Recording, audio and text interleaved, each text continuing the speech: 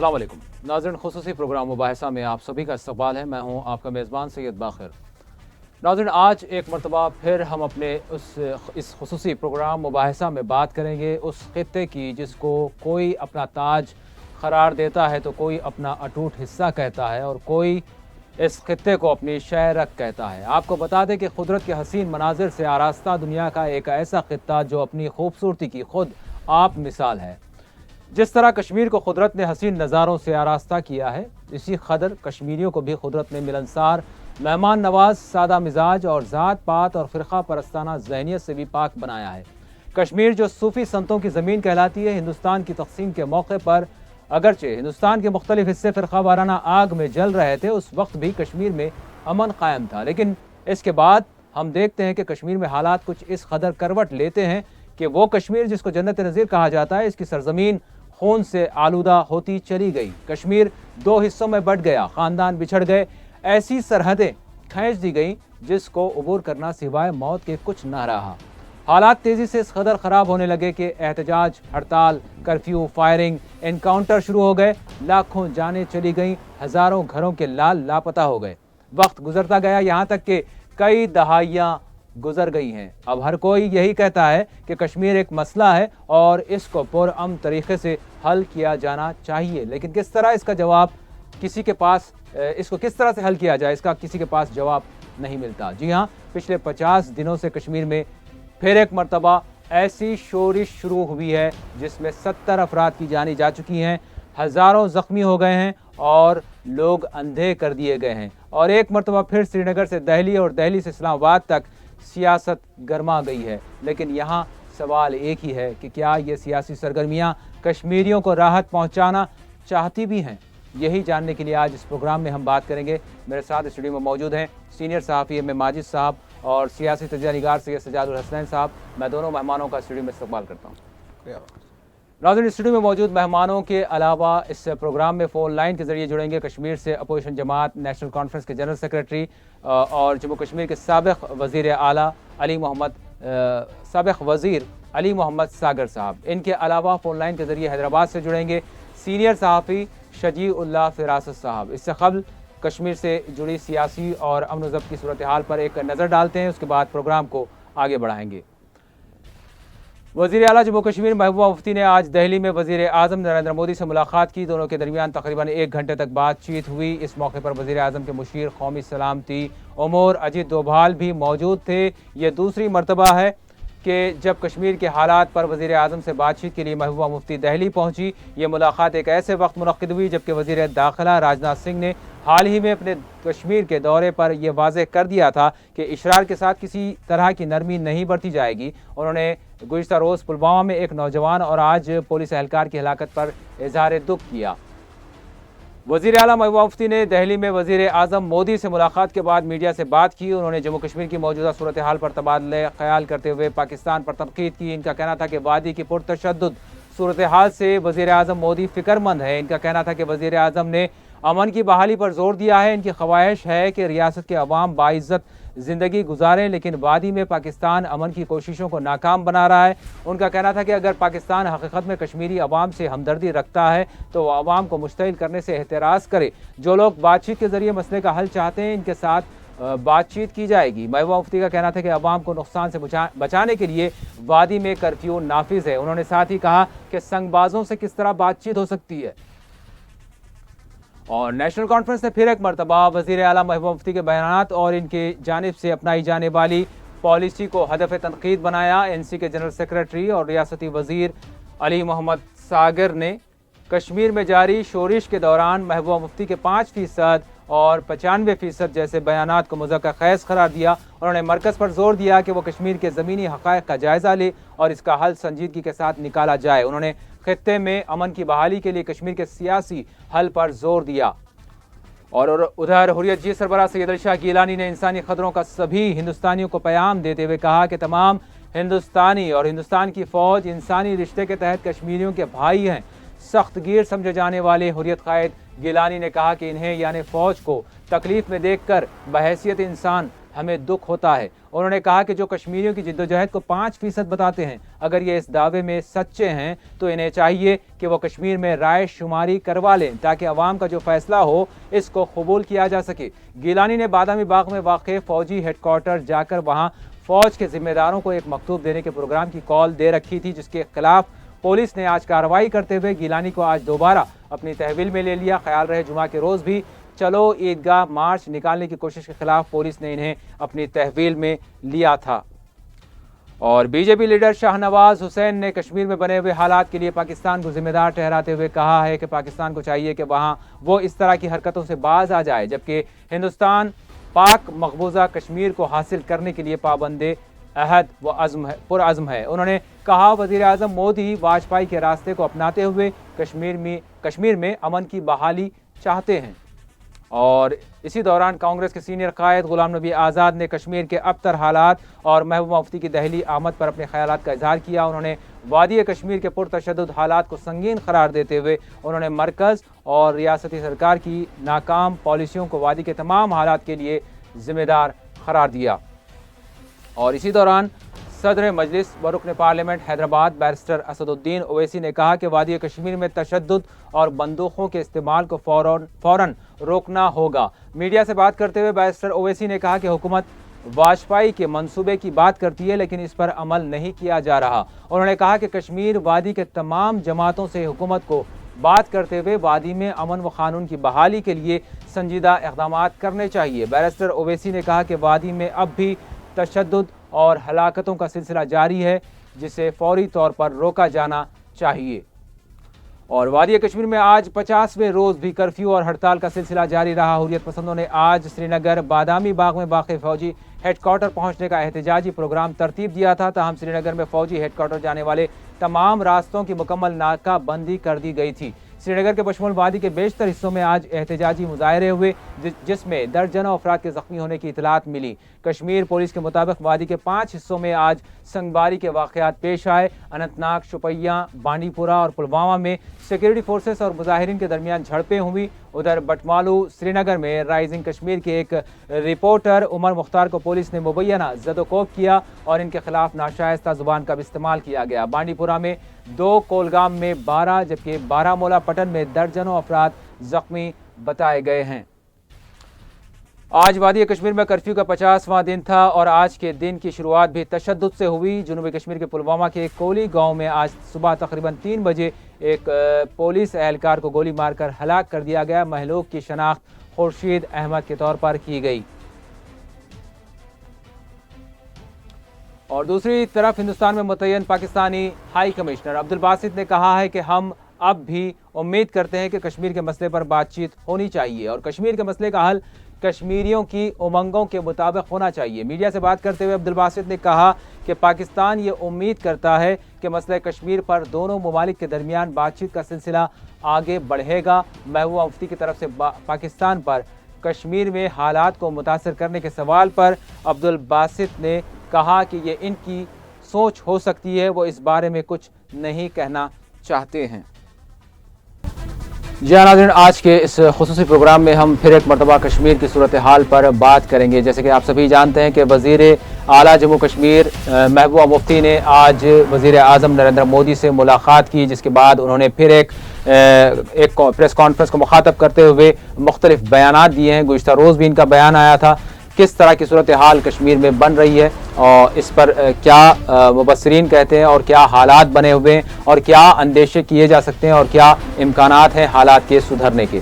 میں پہلا سوال کروں گا ماجد صاحب سے۔ ماجد صاحب، آپ کس طرح سے دیکھ رہے ہیں کہ 50 روز ہو چکے ہیں کشمیر میں کرفیو برقرار ہے، 70 کے قریب افراد کی جانیں جا چکی ہیں، 7000 کے قریب لوگ زخمی ہیں، 200 کے قریب افراد کی آنکھیں بینائی سے وہ محروم ہو چکے ہیں۔ اب اس کے باوجود وزیر اعلیٰ جموں کشمیر محبوبہ مفتی پھر ایک مرتبہ وزیر اعظم سے ملاقات کرتی ہیں، اس کے بعد ان کا بیان آتا ہے، تو آپ اس بیان کو کس طرح دیکھ رہے ہیں؟ حالات کس طرف جا رہے ہیں؟ جی بہت بہت شکریہ۔ آپ جو تصویر پیش کر رہے تھے میں مبارکباد دوں گا، اس لیے کہ ہندوستان کی آزادی کے بعد سے کشمیر میں کئی واقعات تو ضرور ہوئے، اس سے زیادہ بھی ہلاکتیں ہوئی، لیکن مسلسل 50 دن کا کرفیو شاید میں سمجھتا ہوں کہ دنیا کے کسی خطے میں تو میں نہیں سمجھتا. شاید افریقہ میں بھی جو حالات برے چل رہے ہیں, کانگو وغیرہ, یا پھر جنوبی سوڈان, یا پھر فلسطین یا دیگر علاقوں میں شاید 50 دن کا تو ریکارڈ نہیں ہوگا. تو 50 دن کو آپ جو ٹریبیوٹ پیش کرنا چاہ رہے ہیں کشمیریوں کے نام, یقیناً ایک میں سمجھتا ہوں کہ میڈیا کی طرف سے آپ بھی اس غم میں اپنے آپ کو شریک کر رہے ہیں اس چینل کے ذریعے, اور کشمیریوں کے جو آنسو ہے ان آنسوؤں کو پوچھنے کی کوشش کر رہے ہیں اپنے طور پر. یہ میں سمجھتا ہوں کہ ایک بڑی بات ہے. 50 دن میں آپ نے کتنے پروگرام دیے شاید مجھے تو اس کا اندازہ نہیں ہے, لیکن میں مسلسل یہ دیکھ رہا ہوں کہ ہر ہفتہ ان 50 دنوں کے دوران کشمیر کو ضرور آپ نے ایک موضوع بنایا تاکہ ایک رائے عامہ ہموار ہو سکے کہ کشمیری, جیسا کہ گزشتہ دنوں راجناتھ سنگھ خود کہہ رہے تھے, انسانیت, جمہوریت, کشمیر. تو میں اسی موضوع پر آتا ہوں کہ کشمیر, جیسا کہ آپ نے عنوان دیا ہے, تباہی کا ذمہ دار کون ہے؟ تباہی کا ذمہ دار کیا انسانیت ہے, جمہوریت ہے, یا پھر کشمیریت ہے؟ ان تینوں کے اندر اس کا جواب موجود ہے. انسانیت کی دھجیاں اڑائی جاتی ہیں اور جمہوریت کا مذاق اڑایا جاتا ہے, اور کشمیریت کے ساتھ ایک ڈرامہ کھیلا جاتا ہے. یہ تین چیزیں ہیں جو ان تین چیزوں کے اوپر ہی کشمیر کی صورتحال ہے. اور میں سمجھتا ہوں کہ زخمیوں کے بارے میں بھی تقریباً 7,000 سے زیادہ زخمی جو ہوئے ہیں, پھر سیکورٹی فورسز کے لوگ بھی, جیسا کہ آج خود ایک پولیس اہلکار کی موت واقع ہو گئی, کتنے پولیس والے بھی اپنی جانوں کی قربانی دے رہے ہیں, وہ بھی تو گھردار رکھنے والے ہیں, معصوم جانیں ہیں, چاہے یونیفارم والوں کی ہو یا پھر ان لوگوں کی ہو جن کے ہاتھ میں پتھر ہیں. اور یہ کہنا کہ پتھر کیسے چھوٹے گا, آپ کی دھمکی سے نہیں چھوٹے گا. محبوبہ صاحبہ آپ آتی ہیں, دلی آتی ہیں, پھر کہتی ہیں کہ جنہیں سنگ باری کرنے والوں کے ساتھ بات چیت کس کی, پھر کس کے ساتھ بات کریں گے آپ؟ یہی وہ لوگ ہیں جو باقی رہ گئے ہیں, اب کن کے ساتھ کریں گے؟ جیسا کہ آج بیرسٹر اویسی اپنی پریس کانفرنس میں کہہ رہے تھے کہ لوگوں کا جو بھروسہ ہے, کانفیڈنس ہے, وہ سسٹم سے اٹھتا گیا ہے, ختم ہو گیا ہے. سیاسی جماعتیں ایک ویکیوم پیدا کر چکی ہیں. National conference, Congress, P D P یا دیگر جو بھی وہاں سیاسی آرگنیزیشنز یا جماعتیں ہیں, ان پر کوئی بھروسہ نہیں ہے. نام کے لیے تو آپ سیاسی جماعتیں ہیں, آپ کے نمائندے ہیں, سب کچھ ہیں, لیکن آپ سسٹم پر سے آپ کا, یعنی لوگوں کا, عام کشمیریوں کا جو بھروسہ ہونا چاہیے وہ ختم ہو چکا ہے. اور حریت کی جو بات ہے, حریت بھی یہ جو خلا پیدا ہو گیا ہے اس کو پر کرنے سے بالکل اپنے آپ کو بے بس محسوس کر رہی ہے. بیانات دینا, ایک آدھ کال دے دینا, فلاں جگہ جائیں گے, فلاں جگہ چٹھی دیں گے, فلاں جگہ یادداشت دیں گے, اسی تک یہ حریت محدود ہو کے رہ گئی ہے. اب یہ ایک بے لگام سیلاب ہو گیا ہے. یعنی ایک لگام والے گھوڑے کو پھر بھی آپ لگام لگا سکتے ہیں, ایک بے لگام گھوڑے کو کنٹرول کرنا یہ شہ سوار کا کام ہوتا ہے. اب اس میں کون شہ سوار بنے گا؟ محبوبہ مفتی بنتی ہے, عمر عبداللہ بنتے ہیں, یا پھر کوئی اور بنیں گے. تو یہ ایک بہت بڑی, میں سمجھتا ہوں کہ کشمیر میں لیڈرشپ ویکیوم پیدا ہو گئی ہے, اور یہ لیڈرشپ ویکیوم ہی آج کے حالات کے لیے ذمہ دار ہے. اور اس ویکیوم سے نمٹنے میں نئی دلی پوری طریقے سے ناکام ثابت ہوئی ہے, کیونکہ اتنی بڑی جانیں جا رہی ہیں لیکن اس حکومت کا ضمیر جاگ رہا نہیں. ہندوستان جاگ رہا ہے, ہندوستان کے عوام کا ضمیر جاگ رہا ہے, لیکن جو حکومت میں ہے وہ ان کا ضمیر ایسا دکھتا ہے کہ یہ کشمیریوں کے خون سے ان کا ضمیر تو جو ہے اجاگر نہیں ہو پا رہا, ان کا ضمیر اپنی بیدار نہیں ہو پا رہا. تو یہ ایک بہت بڑا المیہ ہو رہا ہے. ٹھیک ہے, پاکستان کو آپ نے الزام لگایا, پاکستان سے آج کی شکایت نہیں ہے, پاکستان سے اس وقت سے شکایت ہے جب یہ پارٹیشن ہوا. پارٹیشن کے وقت پاکستان کی تائید سے جو قبائلی آئے اور ہمارے کشمیر کا کچھ حصہ انہوں نے 1/3 حصہ چھین لیا ہم سے. جب 1/3 حصہ ہم سے چھینا گیا, پھر یہ بات اقوام متحدہ میں کیوں آئی, پھر کیوں ایسا رائے شماری کی بات کی گئی, کیوں جو ہے وہاں ایک ریفرنڈم کی بات ہوئی, یہ سب چیزیں ہونے کے بعد آج پھر ہم کہاں آ گئے ہیں؟ کتنا لمبا ہم نے سفر کیا. 70 سال ہم منانے جا رہے ہیں آزادی کے. یہ آزادی کے 70 سال روشنی کے نہیں، کشمیر میں اندھیرے کے ہیں. اور جس طریقے سے ہم نبٹ رہے ہیں صورتحال سے، میں سمجھتا ہوں کہ مسئلہ آگے بڑھتا جائے گا، مرض بڑھتا گیا جوں جوں دوا کی. سر صاحب آپ کیا کہیں گے اگر ہم برسر اقتدار جماعت پی ڈی پی کی بات کریں تو ہم جو سرکردہ قائدین ہیں رابطہ کرنے کی کوشش کر رہے ہیں، لیکن ہم دیکھ رہے ہیں کہ وہ قائدین جو انتخابات کے موقع پر بہت ساری باتیں کرتے تھے لیکن وہ آج پردے سے غائب نظر آ رہے ہیں. محبوبہ مفتی کے بیانات جس طرح سے آ رہے ہیں وہ کس طرح سے اپنا ایک اثر چھوڑ رہے ہیں عوامی سطح پر، وہ سب کے سامنے ہے، اور سیاسی سطح پر ان کے بیانات پر کس طرح سے بات ہو رہی ہے سب کے سامنے ہے. لیکن کیا وجوہات ہے کہ کیا آج پی ڈی پی واقعتاً کوئی دباؤ میں ہے یا کیا معاملہ چل رہا ہے جو کنٹرول حالات کو جو ہے کنٹرول میں نہیں کیا جا رہا ہے؟ جی بالکل باقر صاحب، سب سے بڑا المیہ تو یہ ہے کہ الیکشن سے پہلے تک پی ڈی پی کو کشمیر کی زمینی حقیقت سے واقفیت رکھنے والی جماعت قرار دیا جاتا تھا، اور خود بی جے پی والے یہ الزام دیتے تھے عام الیکشن میں کہ پی ڈی پی حریت والوں سے، علیحدگی پسندوں سے، یا پھر جو کشمیر کا نعرہ لگاتے ہیں ان سے بہت قریب ہے، اور یہ ان کی ہمدردی حاصل کرنے کے اقدامات کرتی رہتی ہے. مفتی سعید کے دور میں بھی یہ الزامات لگے ہیں، اور پی ڈی پی کو بنسبت نیشنل کانفرنس کے، بنسبت کانگریس کے، پی ڈی پی کو علیحدگی پسندوں کے قریب والی جماعت سمجھا جاتا ہے، یا اس کے نظریات ان کے نظریہ سے بہت ملتے جلتے ہیں. اس طرح کا پی ڈی پی پہ ایک لیبل لگا ہوا تھا.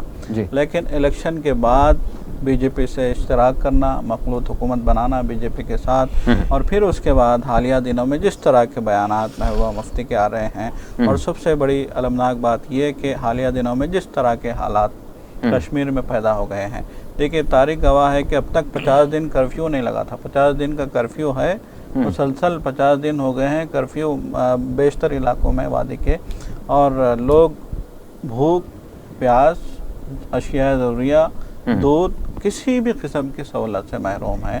دوائیں تک نہیں مل رہے ہیں. خود اسپتالی ذرائع یہ کہتے ہیں کہ حالات خراب ہیں، ٹرکوں کو روکا جا رہا ہے، اور ایک انسانی بحران پیدا کرنے کی وادی میں کوشش کی جا رہی ہے. ان حالات میں وزیر داخلہ راجناتھ سنگھ کشمیر جاتے ہیں.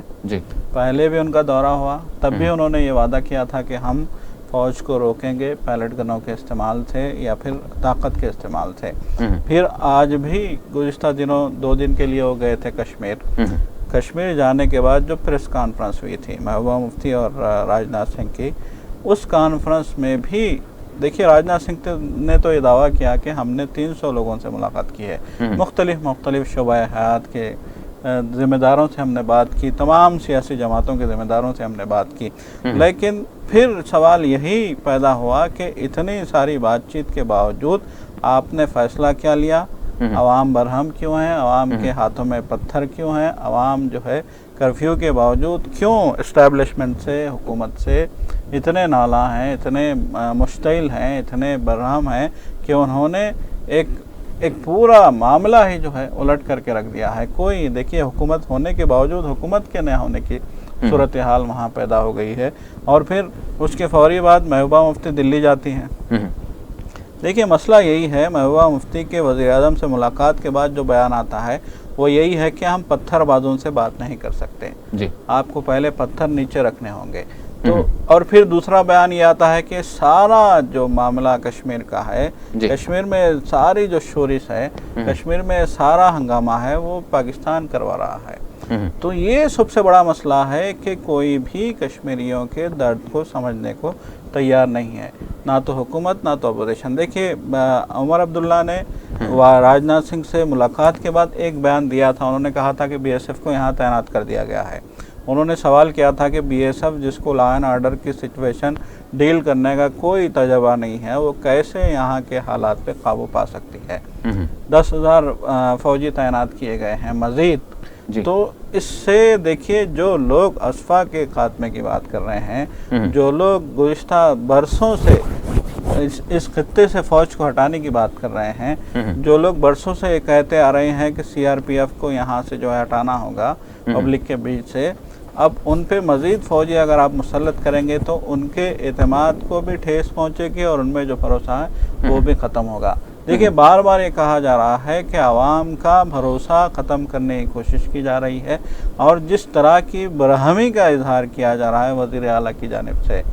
آپ نے دیکھا گزشتہ روز بھی پریس کانفرنس کے دوران وہ کیسے جو ہے غصہ ہو گئی تھی اور کیسے وہ صحافیوں کے عام سوالوں کے جواب تک دینا گوارا نہیں کر رہی تھی. وہ بار بار یہ کہہ رہی تھی کہ ان کو پیسے دے کے پتھر دیے جا رہے ہیں, ان کو پیسے دے کے مظاہروں کے لیے مجبور کیا جا رہا ہے. تو یہ اس معاملے کو آپ سمجھنے کی کوشش جب تک نہیں کریں گے اس وقت تک یہ مسئلہ جوں کا توں برقرار رہے گا.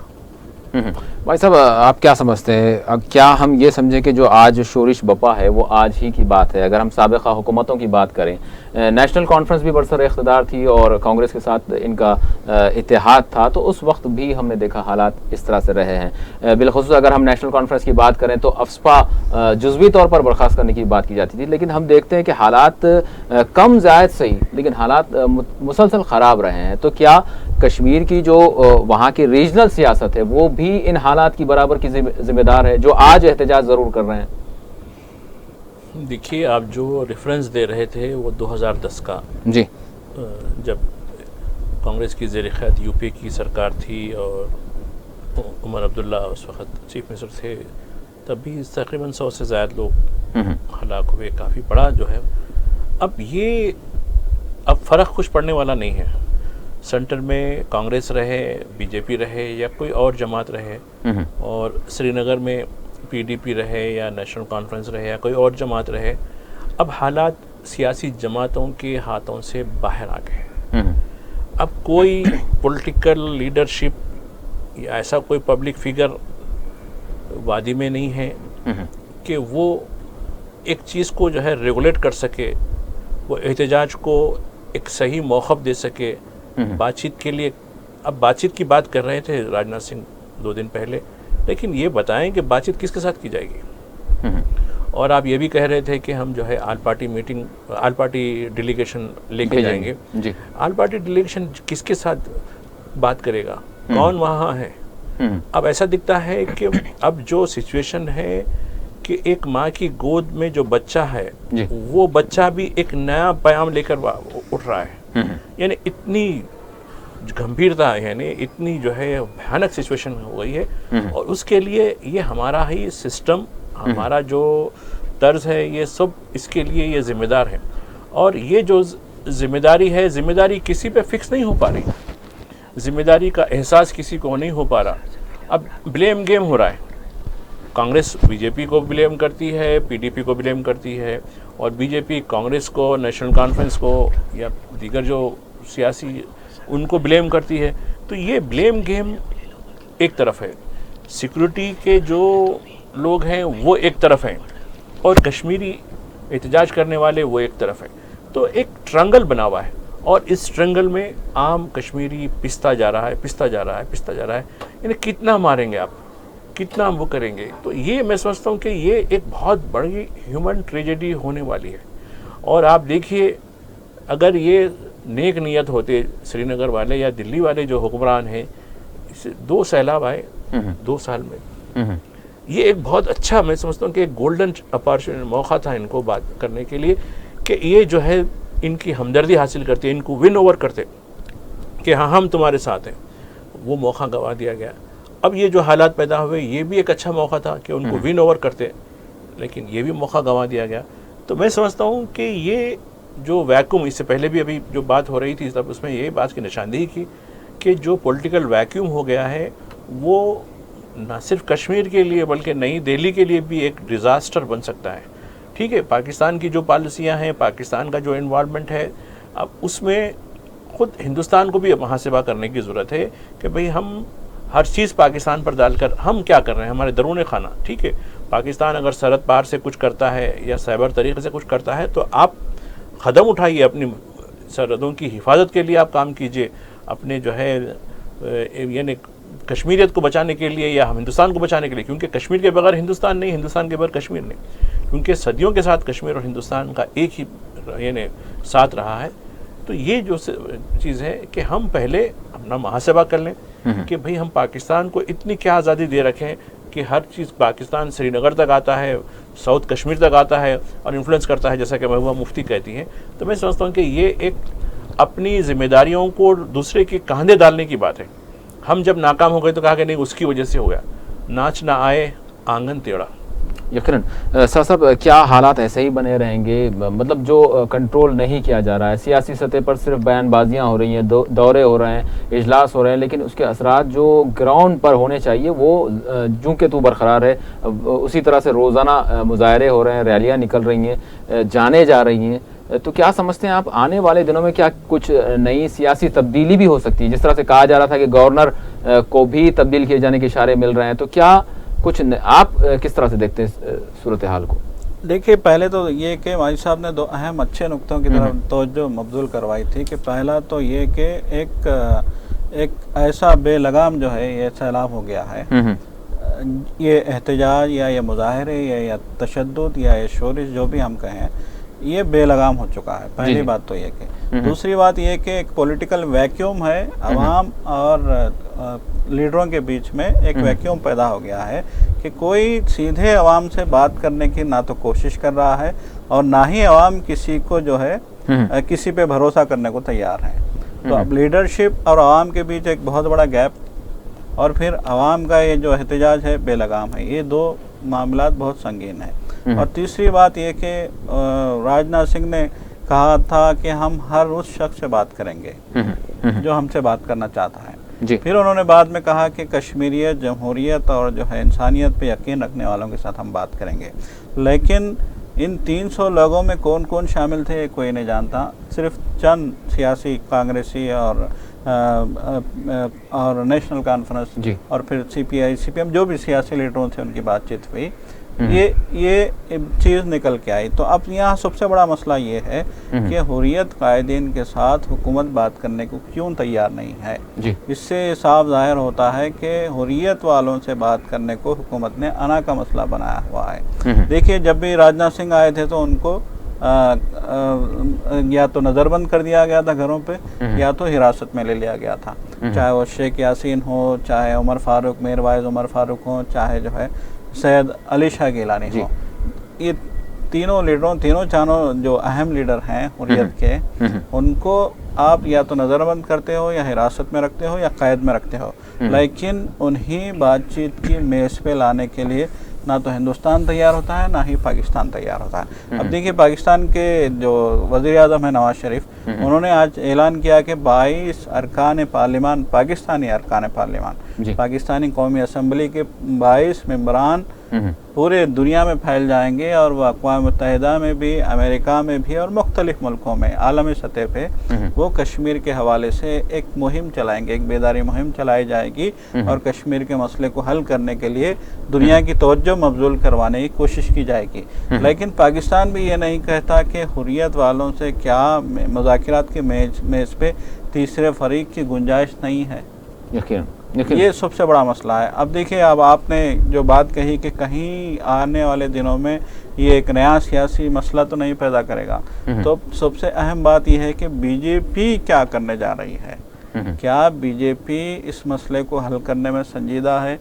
کیا بی جے پی کی نیت ٹھیک ہے؟ اگر خدا نخواستہ مرکزی سرکار کی نیت ٹھیک نہیں ہوگی تو پھر کیا ہوگا؟ پھر یہ ہوگا کہ ایک سخت گورنر کو وہاں تعینات کیا جائے گا.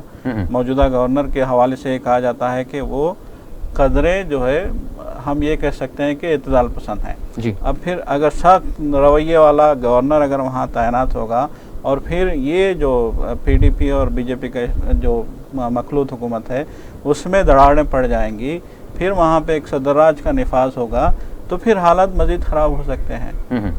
اگر اس طرح کی سچویشن ہوگی تو پھر جمہوریت کے لیے خطرہ ہوگا. اس وقت ہمارے ساتھ سینئر صحافی شجیع اللہ فراست صاحب حیدرآباد سے جڑ رہے ہیں. السلام علیکم. وعلیکم السلام. فراست صاحب، آج بھی ہم بات کر رہے ہیں کہ کشمیر کی صورتحال کیا ہے. جس طرح سے آج جموں کشمیر کی وزیر اعلیٰ محبوبہ مفتی نے وزیر اعظم سے ملاقات کی، اور پھر انہوں نے ایک اپنا بیان دیا. گزشتہ روز بھی ان کے بیان آئے تھے. ان کے بیانات کو لے کر کافی مذمتیں کی جا رہی ہیں. آپ ان کے بیانات کو کس طرح سے دیکھ رہے ہیں؟ وہ کیا کہنا چاہ رہی ہیں اور کیا پیغام دینا چاہ رہی ہیں؟ آپ کیا کہیں گے اس حوالے سے؟ دیکھیے محبوبہ مفتی نے اس پورے معاملے سے جس طرح نمٹا ہے اور نمٹ رہی ہے وہ یہ بات کا پتہ دیتی ہے کہ انہوں نے بہت ہی اممیچورٹی کا مظاہرہ کیا ہے، وہ اس لائق نہیں ہے کہ اس نازک صورتحال سے نمٹ سکیں۔ آپ دیکھیں کہ ٹافی والی بات اور جو دودھ والی بات انہوں نے کہی تھی، یہ اور لوگوں کو مشتعل کرنے کی باتیں ہیں، اور انہوں نے جو کہا ہے کہ جو 5% لوگ سڑکوں پر ہے، یعنی ایک تو یہ کہ اس طرح کا تقابل انہیں نہیں کرنا چاہیے، اور 5% ایک بہت بڑا نمبر ہوتا ہے، اور اس بیان کے ذریعے بھی کہ انہوں نے 95% لوگ امن چاہتے ہیں، یعنی وہاں کے لوگوں کی اور ناراضگی مولی ہے، جس کا ثبوت یہ ہے کہ ان کے خلاف مظاہرے بھی ہوئے، اور ان کی امیچورٹی کا ایک ثبوت یہ بھی تھا کہ وہ سوالات کو مناسب طور پر ڈیل نہیں کر سکیں جب وہ راجناتھ سنگھ کے ساتھ پریس کانفرنس سے خطاب کر رہی تھیں، اور ایبرپٹلی اچانک انہوں نے پریس کانفرنس ختم کر دیا، جو اس بات کا ثبوت ہے کہ ان کے اندر وہ جراثیم نہیں ہے جو ایک اچھے سیاستداں یا مدبر میں ہونے چاہیے۔ اور یہ صرف یہ ایک بیان نہیں، آپ جب یہ معاملہ شروع ہوا تھا تو ابتدا میں آپ کو یاد دلا دوں کہ انہوں نے ایک اور متنازع بیان دیا تھا، انہوں نے کہا تھا کہ یعنی اگر سیکیورٹی فورسز کو معلوم ہوتا کہ وہ برہان وانی ہے جو انکاؤنٹر ہو رہا ہے وہاں پر تو وہ اسے ہلاک نہیں کرتی۔ یہ بھی انتہا امیچور ان کا بیان تھا، اور ان کی یعنی میں جیسا کہ عرض کر رہا ہوں کہ وہ اس لائق نہیں ہے کہ وہ اس عہدے پر رہیں۔ ان کے والد تھے اور ان کی وراثت میں یعنی انہیں یہ جماعت ملی ہے، اور ان کا جو یعنی بی جے پی کے ساتھ جو مخلوط حکومت بنی اس کے لیے بھی انہوں نے جو ہے یعنی کافی ٹال مٹول اور عوام کو گیسنگ کرتے ہوئے بہرحال آخر میں یہ اس جماعت کے ساتھ اتحاد کیا تھا، اور یہ اتحاد بھی ایسا اتحاد تھا کہ جو یعنی اقدار کے خلاف تھا، دو متضاد نظریات رکھنے والی جماعتوں کا اتحاد تھا۔ خلاصہ یہ ہے کہ وہ لیکن اس کو مشترکہ ایجنڈا اور ناپختگی کا مظاہرہ کرتی رہی ہیں، اور اب بھی کر رہی ہیں وہ۔ فراست صاحب یہاں پر سوال یہ بھی اٹھتا ہے کہ ٹھیک ہے آج ہم بات کر رہے ہیں، لیکن اگر ہم اپوزیشن یا پھر وہ جماعتیں جو آج اقتدار میں نہیں ہیں ان کا بھی دور اقتدار دیکھتے ہیں تو اس وقت بھی اسی طرح کی کچھ کم اور زائد صورتحال ہم دیکھتے ہیں۔ ہر چند دنوں میں جو صورتحال بن پڑتی ہے، جو اقتدار میں ہوتے ہیں تو پھر کچھ بات کرتے ہیں، جب اقتدار میں نہیں ہوتے تو پھر کچھ بات کرتے ہیں، تو پھر یہاں پر ذمہ دار کون ہو رہا ہے اس طرح کی صورتحال جو بن رہی ہے؟ دیکھیے یہ جو صورتحال پیدا ہوئی ہے وہ راتوں رات پیدا نہیں ہوئی، اور اس کے لیے ایک لمبی تاریخ ہے۔ یعنی ہمارے دور کو، موجودہ دور کو دو بڑے مسائل وراثت میں ملے ہیں، ایک یہ کشمیر کا مسئلہ ہے اور ایک بابری مسجد کا مسئلہ تھا، بلکہ اب بھی ہے۔ تو ان مسائل کو یعنی نمٹنے کی کوشش نہیں کی گئی، بلکہ ہر حکومت نے، ہر جماعت نے ٹال مٹول سے کام لیا، اور اپوزیشن محض اپوزیشن برائے اپوزیشن کا کردار ادا کرتی رہی۔ ہم 70 سال گزرنے کے باوجود ایک بالغ جمہوریت نہیں بنا سکے، یہ بحیثیت قوم ہماری ناکامی ہے۔ یہی وجہ ہے کہ آج تک کئی بنیادی مسائل ہم حل نہیں کر پائے، اور یہ بڑے بڑے مسائل ہیں جو دن بدن سنگین ہوتے جا رہے ہیں۔ اور دیکھیے کہ 70 سال سے یہ مسئلہ اٹکا ہوا، اس کے نتیجے میں آج کیا صورتحال ہے۔ ابھی میں نے بابری مسجد کا ذکر کیا، بابری مسجد کے وقت بھی میں نے مسلسل 50 دن کرفیو نہیں دیکھے، آج 50 دن ہو گئے ہیں۔ کوئی یہ یعنی خبریں آ رہی ہیں، جھڑپیں ہو رہی ہیں، پیلیٹ چل رہی ہیں، کیا یہ خبریں آ رہی ہیں کہ ہیومینیٹیرین گراؤنڈز پہ کیا کیا جا رہا ہے؟ لوگوں کی پانی کی، کھانے کی، دواؤں کی ضرورتیں پوری کرنے کے لیے یعنی کیا کیا جا رہا ہے؟ دیکھیے یعنی حال ہی میں ہم نے دیکھا کہ ایک ایمبولینس ڈرائیور کو گولی مار دی گئی۔ بہرحال صورتحال سے احسن طریقے سے نہیں نمٹا جا رہا ہے، اور اس کے لیے جہاں آج کی حکومت ذمہ دار ہے وہیں سابقہ حکومتیں ذمہ دار بھی ہیں جو آج اپوزیشن میں ہیں۔ جی بالکل، فراست صاحب آپ ہمارے ساتھ بنے رہیں۔ ماجد صاحب سے اسی حوالے سے پوچھنا چاہوں گا۔ ماجد صاحب اب جب کہ حالات اس قدر بگڑ چکے ہیں، 50 روز ہو چکے ہیں، اجلاس ہو رہے ہیں، دورے ہو رہے ہیں، صرف بیان بازیاں ہو رہی ہیں، اور ایسا معلوم ہو رہا ہے کہ ایک سیاسی میدان بھی جو ہے کھڑا کر دیا گیا ہے کشمیر کو لے کر، لیکن کیا حالات جو کہ تو برقرار رہیں گے؟ کیا کچھ کسی کا موقف نرم ہوگا اور کچھ پہل ہوگی انسانیت، جمہوریت، کشمیریت کے حوالے سے؟ دیکھیے جیسا کہ ابھی فراست صاحب کہہ رہے تھے کہ غیر فطری اتحاد ہے، تو جو غیر فطری جو چیزیں ہوتی ہیں اس میں ہم کوئی فطرت کے تقاضوں کے مطابق نتائج کی توقع نہیں رکھ سکتے، یہ بات تو ہے۔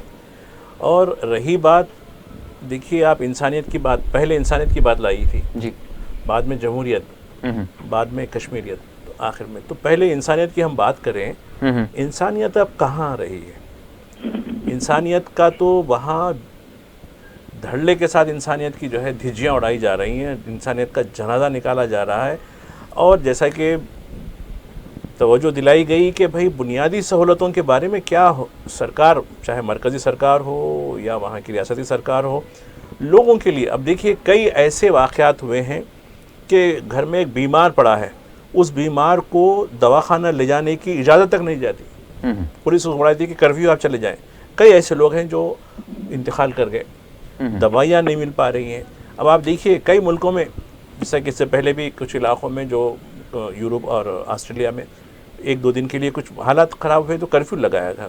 تو مجھے یاد ہے وہاں سے خبر آئی ہے کہ وہاں لوکل ایڈمنسٹریشن نے ہر گھر پر جا کر جو ہے دودھ، ڈبل روٹی، دوائیوں کے بارے میں وہاں ان سے پوچھا اور ان کو تقسیم کیا. جی. تو یہ ایک ذمہ دار حکومت، ایک ویلفیئر اسٹیٹ کی یہ ذمہ داری ہوتی ہے. جو فلاحی مملکت ہوتی ہے اس کی ذمہ داری ہوتی ہے کہ وہ اپنے شہریوں کے بارے میں ان کا خیال رکھے. یہاں ایسا نہیں ہے. کشمیر ہمارا ضرور ہے لیکن کشمیری، ارے چھوڑیے بھائی ان کے بارے میں. اور دوسری جو بات ہے، جہاں تک ہماری قومی میڈیا کا سوال ہے، ان کے لیے یہ کوئی اہم موضوع نہیں ہے. ذری سی اگر غلطی ہو جاتی ہے تو ایک بڑا موضوع کھڑا کر دیتے ہیں، بات کا بتنگڑ کھڑا کرتے ہیں. لیکن جو انسانیت کی جو بات ہو رہی ہے، کیا انسانیت ہے یہاں؟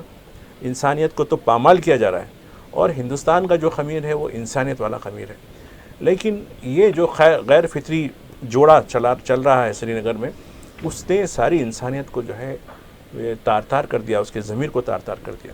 اور رہی بات جمہوریت کی بات ہے، اب دیکھیے جمہوریت صرف عدد و شمار آنکڑوں کا کھیل نہیں ہے کہ آپ جموں سے ان کے اتنے آ گئے، بی جے پی نے تائید کر دی، ان کے جو ہے وادی سے اتنے آ گئے، چلیے حکومت سرکار بنا دی. سرکار تو بن گئی، لیکن سرکار بننے کے ساتھ سرکار کے فرائض کیا ہوتے ہیں؟ ان کی جو کانسٹیٹیوشنل ریسپانسبلٹیز ہوتی ہیں وہ کس نوعیت کی ہوتی ہیں؟ سرکار کا مطلب یہی نہیں کہ آپ سارا حکم چلائیں، بلکہ یہ ہم ڈیموکریسی میں فار دا پیپل ہیں، یعنی عوام کے لیے ہم کام کرنے کے لیے. یہ نہیں ہو پا رہا. اور رہی بات کشمیریت کی بات جہاں تک ہے، کشمیریت اب کہاں ہے؟ کشمیریت کے نام تو ہوتا ہے لیکن کشمیریت کہاں ہے؟ کشمیریت کے نام کو جو ہے جس طریقے سے پامال کیا جا رہا ہے، اگر ان میں ذرا بھی درد ہوتا ہے، کشمیریوں کا احساس ہوتا ہے، تو کشمیریوں کے ساتھ ہمارا جو رویہ ہے، کیونکہ اس سے پہلے بھی کئی مباحث میں بات کر چکا ہوں. خود حیدرآباد میں ایک مرکزی یونیورسٹی اردو کی کام کرتی ہے، وہاں اگر چند بچے کشمیر کے پڑھتے ہیں تو ان پر کس طریقے کی نظر رکھی جاتی ہے. کیوں؟ کیا کشمیری جہاں بھی جاتا ہے وہ اس کے اوپر شک کیا جا سکتا ہے، اس پہ شبے کیے جا سکتے ہیں، اس پہ جو ہے سرویلنس کیا جا سکتا ہے. تو یہ جو ایٹیٹیوڈ ہے، ابھی کئی ایسے بچے، قابل بچے ہیں جو پروفیشنل کورس کر کے آتے ہیں. اس سے پہلے بھی کئی بچوں سے میری ملاقات ہوئی، صاحب یہاں حیدرآباد اور بنگلور میں ہم کو جو ہے ہم آئے ہیں، ہم سی وی دیے ہیں. جب ہم آ کے انٹرویو کے لیے گئے، ارے تم کہاں رہتے ہو؟ سری نگر میں، بارہمولہ. نہیں، آپ کے لیے کوئی نوکری نہیں ہے. اننت ناگ، آپ کے لیے کوئی نوکری نہیں ہے. وڈگاؤں، آپ کے لیے کوئی نوکری نہیں ہے. تو کہاں جائے گا یہ پڑھا لکھا کشمیری؟ کہاں جائے گا؟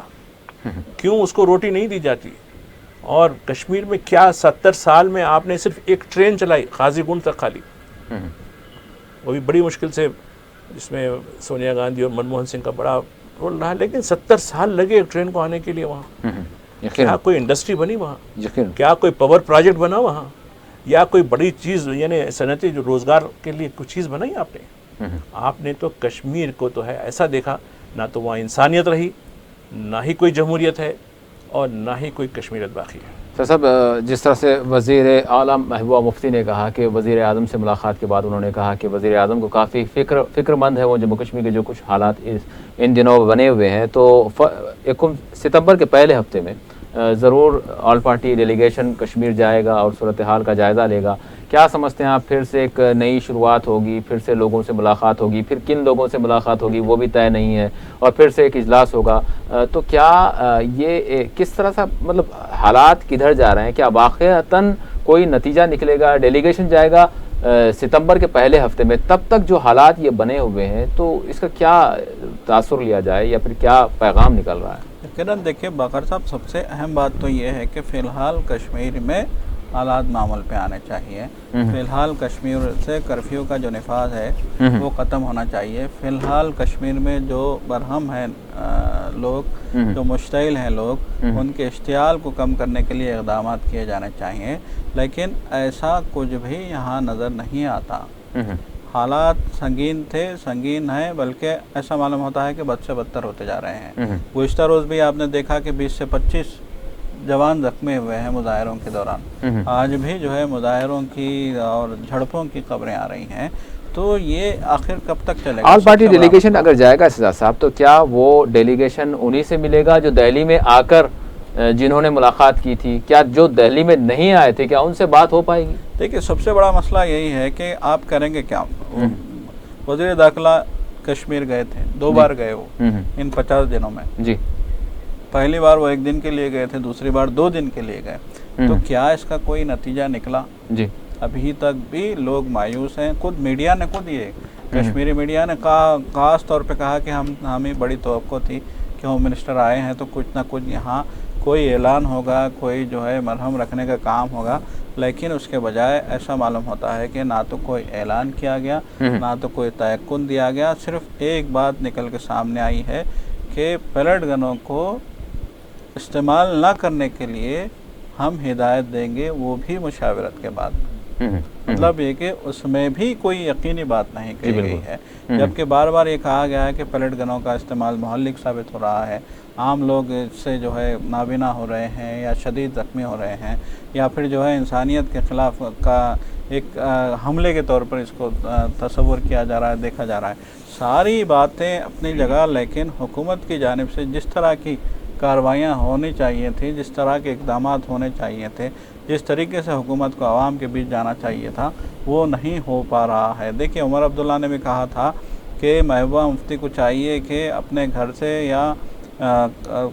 یا پھر جو ہے اسمبلی سے بیان دینے کے بجائے وہ عوام کے بیچ جائے، جہاں جہاں مظاہرے ہو رہے ہیں، جہاں جہاں پروٹیسٹ ہو رہا ہے، جہاں جہاں سچویشن خراب ہے، وہاں وہ جائیں، پرسنلی جا کے لوگوں سے ملیں۔ حکومت کا ریاستی حکومت کا وقت خود جا سکتا ہے، لوگوں سے مل سکتا ہے، یا پھر آپ حریت والوں ہی سے ملیے۔ جی، اگر آپ یہ سمجھتے ہو کہ حریت کے قائدین اس کے پیچھے ہیں تو ان سے ملیے۔ پہلے سب سے پہلے تو سچویشن کو وہاں پہ جو ہے ایک امن کا ماحول پیدا ہو، سکون جب حالات ہوں گے تو پھر دوسری باتیں ہو سکتی ہیں، لیکن ایسا معلوم ہوتا ہے کہ ابھی تک کچھ بھی نہ تو کیا گیا ہے، نہ تو کچھ کرنے کی کوششیں ہو رہی ہیں۔ راثر صاحب، آپ اس حوالے سے کیا کہیں گے؟ مذاکرات کی دنیا بات کرتی ہے، ہر کوئی جب بھی بیان دیتا ہے تو امن کے ساتھ مذاکرات کی بات ہو، مذاکرات کو آگے بڑھایا جائے، ہر کسی سے بات ہو، لیکن پھر عملی طور پر دیکھتے ہیں تو مذاکرات کو وہیں پر روک دیا جاتا ہے جہاں سے اس کی شروعات ہونی چاہیے۔ یہ کس طرح کا طرز عمل ہے؟ پھر حالات کس طرح سے سدھریں گے؟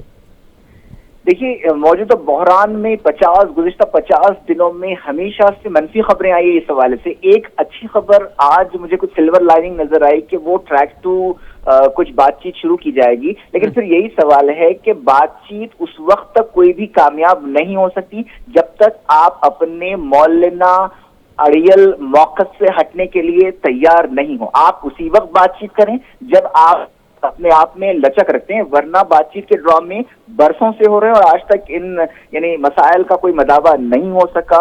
اور آج ضرورت اس بات کی ہے کہ سب سے پہلے زخمیوں کے اور جو متاثرہ لوگوں کے اور کشمیری عوام کے زخموں پر مرہم رکھا جائے، اور اس بارے میں صحیح ہو کہ ان سے جو وعدے کیے گئے تھے وہ پورے کیے جائیں، اور ان میں جو احساس محرومی، برسوں کی غفلت اور ہماری سیاست اور بدنیتی کی وجہ سے پیدا ہوئی ہے، اس احساس بیگانگی کو اور اجنبیت کو دور کیا جائے۔ اور اگر آپ ان باتوں کے لیے تیار نہ ہوں تو آپ کی کوئی بھی بات چیت بیکار ہے۔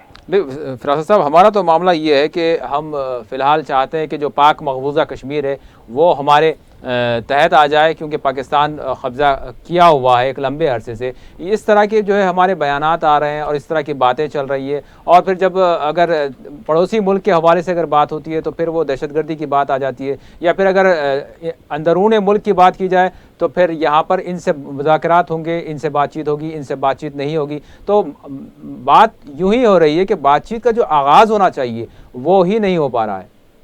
دیکھیے، جو مقبوضہ کشمیر کی بات کرتے ہیں وہ اپنی کانسٹیٹوئنسی کو خوش کرنے کی بات کرتے ہیں۔ یہ بالکل غیر حقیقت پسند بات ہے کہ مقبوضہ کشمیر کو آپ حاصل کریں گے، یا پاکستان کے لیے بھی یہ فی الحال بالکل غیر حقیقت پسند ہے کہ وہ یہاں کی کشمیر کو حاصل کرنے کی بات کر سکتا ہے۔ اگر اس طرح کی بات کر رہے ہیں تو ہم اپنے حلقوں کو خوش کرنے کی کوشش کر رہے ہیں اور اس مسئلے کو हिंदुस्तान में भी और बिलखुसूस पाकिस्तान में भी जानबूझ कर जिंदा रखा गया और इस मसले के गिर्द वहां की सियासत घूमती रही है। यानी ये आप कहते हैं अटूट हिस्सा है और वो कहते हैं शह रह गया, लेकिन हिंदुस्तान और पाकिस्तान दोनों का इब्तिदा से इस हवाले से और कई दूसरे मामलात पर जो है यानी गैर हकीकत पसंद मौक़िफ़ रहा है। एक तारीखी हकीकत की तरफ मैं निशानदही कर दूं कि हिंदुस्तान और पाकिस्तान ने एक नौआबादी ताकत बरतानिया से आज़ादी हासिल की थी, लेकिन 47 के बाद ये दोनों ममालिक खुद एक नौआबादी ताकत बन गए और जो छोटी छोटी कई रियासतें थी उन पर कब्जा किया, जिनमें जम्मू कश्मीर भी शामिल है। और पाकिस्तान ने भी, जैसा कि आज मसला चल रहा है बलूचिस्तान का,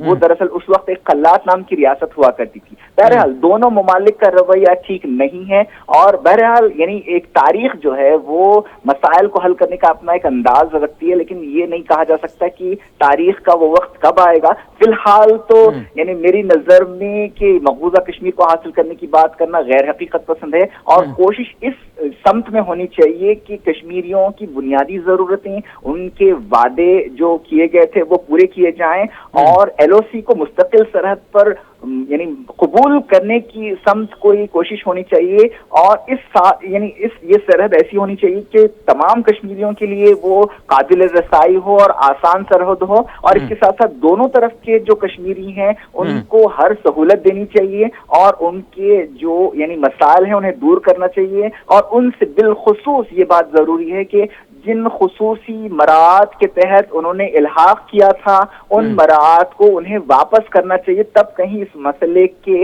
हल की कोई सूरत मुझे नजर आती है। जी माही साहब, आप क्या कहेंगे? अभी जो सूरत हाल बनी हुई है, पैंथर्स पार्टी की जानिब से मुसलसल मुतालबा किया गया है, बल्कि अदालत से भी रुजू हुआ गया है कि यहाँ पर हालात कुछ इस कदर ख़राब हो गए हैं कि यहाँ गवर्नर राज नाफिज कर दिया जाए। ये और बात है कि अदालत ने उस अर्जी को मुस्तरद कर दिया। क्या लगता है आपको, हालात किस तरफ जा रहे हैं? अब देखिए, जहाँ तक ये समझ लेना कि गवर्नर राज यानी सदर राज से हालात बेहतर होंगे, ये मैं समझता हूँ कि ये गैर यानी मुतालबा मुनासिब मुतालबा नहीं है। ये बिल्कुल जो है बेढंग मुतालबा है और इस मुतालबे में कोई बात नहीं है। एक मुंतखब जमहूरियत पर जब यकीन रखते हैं तो एक मुंतखब हुकूमत के होते हुए ये चीज़ हो रही है। अब रही बात दस्तूर में यानी दस्तूरी जो ज़रूरतें पूरी नहीं हो पाती, यानी कॉन्स्टिट्यूशनल क्राइसिस जो होता है, बहरान पैदा होता है, वैसी सूरत में यकीनन सदर लग सकता है। लेकिन जिस हुकूमत में BJP भी शामिल है, जो मरकज़ में बरसर इक़्तिदार है जी, उसके होते हुए अगर ये बात होती कैसा होता है? जबकि देखिए, जब BJP जब इसकी इत्तेहादी नहीं बनी थी PDP की, तब नेशनल कॉन्फ्रेंस ने फिर कांग्रेस ने बिला शर्त इत्तेहाद की बात की कि भाई आप हुकूमत तश्कील दीजिए PDP को, जब मुफ्ती साहब को बक़ैद हयात थे। लेकिन फिर उनकी क्या मसलियत थी पता नहीं, लेकिन वो उन्होंने उसको कबूल नहीं किया, बल्कि उसके बजाय उन्होंने BJP को कबूल किया जी। अब रही बात कि इस मसले का जो है, ये यकीनन एक मसला बैनुल-अक़वामी मसला है, उससे इनकार नहीं कर सकते। और जिस तरीके से जो दावे किए जा रहे हैं हिंदुस्तान और पाकिस्तान के दरमियान, अगर वाकई जैसा कि हिंदुस्तान की जो खारजा सेक्रेटरी हैं जयशंकर, वो 2 मरतबा उन्होंने चिट्ठी लिखी पाकिस्तानी अपने हम मनसब को कि पहले आप बात करने से पहले जो आपके कब्ज़े वाला कश्मीर है उस पर बात करें, वो पहले उसको हम हवाले करें। तो क्या अक़वाम मुत्तहिदा के पाकिस्तान एक सॉवरेन कंट्री है, यानी बिल्कुल एक खुद मुख्तार एक मुल्क है, हकीकत है, उसको हम तस्लीम नहीं किया है हमने। तो ये मुल्क को तस्लीम करने के बाद अगर वो मुल्क हमारे हिस्से में काबिज़ है तो ये बताएं कि हिंदुस्तान ने सिफारती तौर पर उसको हटाने के लिए, उसके कब्ज़े को हटाने के लिए क्या कोशिश की थी जी। ये एक सवाल है। अक़वाम मुत्तहिदा में कभी कोई ऐसी चीज़ हुई? इस तरीके से हम कश्मीर के मसले को अब आलमी फोरम में लाने की कोशिश कर रहे हैं, जिसका फ़ायदा पाकिस्तान उठा सकता है, इसलिए कि हमारा कश्मीर चल रहा है, पाक ऑक्युपाइड कश्मीर नहीं चल रहा है। तो वहाँ जो हालात हैं वो अलग नौयत के हालात हैं, वहाँ के सियासी हालात हैं, लेकिन रोज़ लोग तो मर रहे नहीं, लोग तो ज़ख्मी नहीं हो रहे और ना ही कोई सिक्योरिटी फ़ौज के लोग वहाँ वो हो रहे हैं। तो ये एक जो सूरत हाल हुई है उससे हमको उल्टा नुकसान हो जाएगा। कहीं जो हम उसके लिए जो गड़ा खोदने की जब कोशिश कर रहे हैं कि वो हमारे लिए वो गड़ा नुकसानदार ना साबित हो। तो ये जो हमारी खारिजा हिकमत अमली है और ये जो हमारी दाखिला हिकमत अमली है, इसलिए कि 2 चीज़ें भी इन्वॉल्व हैं इसके अंदर। तो ये 2 चीज़ें हैं, इनमें बराबर का तालमेल नहीं है और सब चीज़ें हो रही हैं, लेकिन आम कश्मीरियों के बारे में कुछ नहीं हो रहा है जी, कि भाई ये जमात आई तो ऐसा होगा, ये जमात आई तो होगा, पाकिस्तान ने ऐसा किया है, फलां ऐसा किया है, उसने लोगों को भिजाया।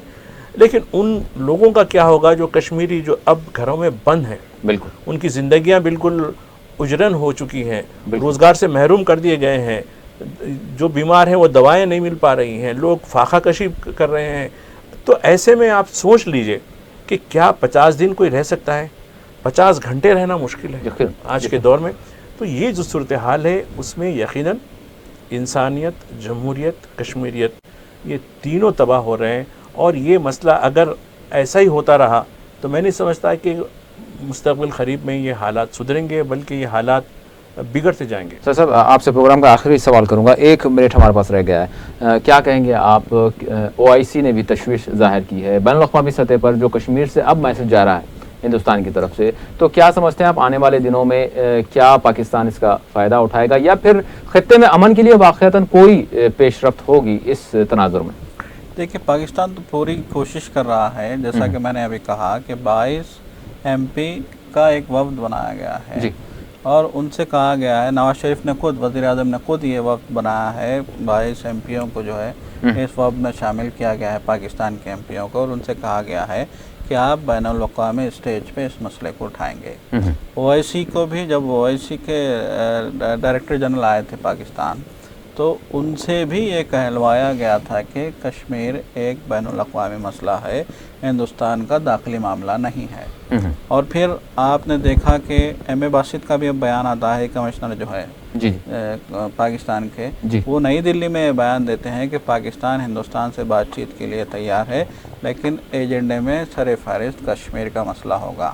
اور پھر اس کے بعد گزشتہ روز نفیس زکریہ کا بیان آتا ہے جو پاکستانی دفتر خارجہ کے ترجمان ہیں، ان کا بیان آتا ہے جس میں وہ صاف الفاظ میں کہتے ہیں کہ پاکستان کشمیر کے مسئلے کو حل کرنے کے عہد کا پابند ہے، کشمیریوں کے مسائل کو حل کرنے کے عہد کا پابند ہے، اور جب بھی ہندوستان سے بات ہوگی، چاہے وہ مستقبل قریب میں ہو یا پھر جو ہے مستقبل بعید میں ہو، جب بھی ہندوستان سے بات ہوگی کشمیر کا مسئلہ سب سے اوپر ہوگا، اور ہم مذاکرات میں سب سے اصل موضوع کشمیر ہی کو بنائیں گے. تو پاکستان تو اس مسئلے کو لے کر وہ بین الاقوامی مطلب ہے کہ بین الاقوامی فورم میں جانے کے لیے پوری طرح تیار ہے، اور وہ تو اس مسئلے کو زیادہ سے زیادہ اچھالنا چاہتا ہے. اب یہ ہماری ذمہ داری ہے، ہماری حکومتوں کی ذمہ داری ہے کہ وہ سمجھداری سے کام لیں اور اپنے عوام کو جو مشتعل ہیں ان کے اشتعال کو ختم کرنے کے لیے، ان میں بھروسہ پیدا کرنے کے لیے اقدامات کریں. بہت بہت شکریہ سر صاحب، ماجد صاحب اور فراست صاحب. میں تینوں مہمانوں کا شکریہ ادا کرتا ہوں. یقیناً ناظرین، آج ہم نے بات کی کشمیر کی صورتحال کیا ہے اور سیاسی اعتبار سے کیا یہاں معاملات چل رہے ہیں کشمیر کو لے کر. یقیناً ایک دیرینہ مسئلہ ہے، اور اس مسئلے میں اگر پس رہے ہیں تو وہ کشمیری پس رہے ہیں. امید کرتے ہیں کہ کشمیر کا جو بنیادی اور دیرینہ مسئلہ ہے اس کو حل کرنے کے لیے ضروری اقدامات کیے جائیں گے، یہی توقع کی جا سکتی ہے. اسی کے ساتھ ہمارا خصوصی پروگرام مباحثہ اپنے اختتام کو پہنچتا ہے. اللہ حافظ.